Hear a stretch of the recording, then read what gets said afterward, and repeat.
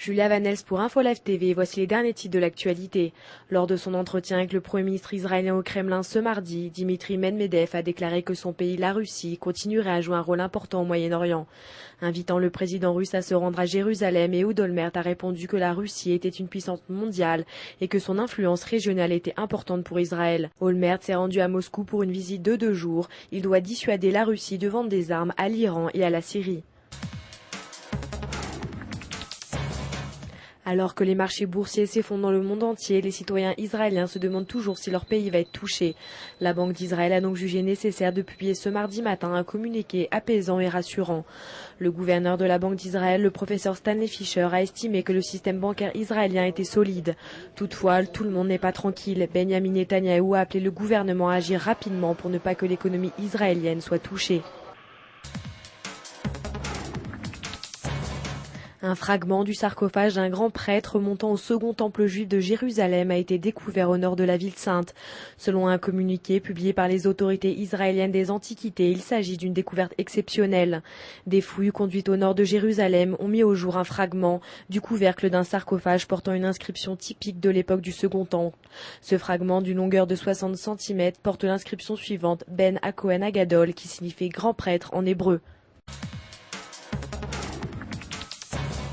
Une délégation du Hamas est arrivée au Caire ce mardi dans le cadre de discussions avec l'Égypte en vue d'une réconciliation avec le frère ennemi du Fatah. Des responsables égyptiens se sont entretenus ces dernières semaines avec des représentants des différentes factions palestiniennes pour préparer le dialogue censé mettre fin à la crise. Celle-ci est née de la victoire prise du pouvoir par le Hamas à Gaza en juin 2007 au détriment du Fatah, le parti du président Mahmoud Abbas. À l'heure actuelle, celui-ci est vivement critiqué par le Hamas pour ne pas organiser de nouvelles élections. Les États-Unis et le Liban ont décidé de renforcer leur coopération militaire. Cette décision intervient après la visite du nouveau président libanais Michel Souleyman à Washington. Elle apparaît comme une réponse au déploiement de troupes syriennes le long de la frontière libano-syrienne, mais aussi après 2 attaques survenues au Moyen-Orient et que beaucoup imputent à de groupes terroristes islamiques. Selon le secrétaire à la défense Robert Gates, l'armée libanaise aurait déjà reçu 400 millions de dollars d'aide militaire sous forme de matériel de guerre comme des hélicoptères et des munitions. Pour finir, un mot de sport. L'ancien entraîneur de Chelsea et de l'équipe d'Israël, Avraham Grant, pourrait prochainement arriver sur le banc de l'équipe de Tottenham.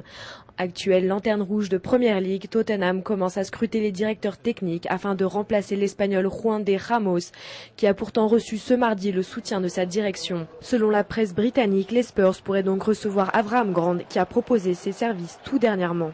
C'est la fin de ce journal. Merci de l'avoir suivi sur InfoLive TV, la première télévision israélienne qui diffuse en 4 langues depuis Jérusalem.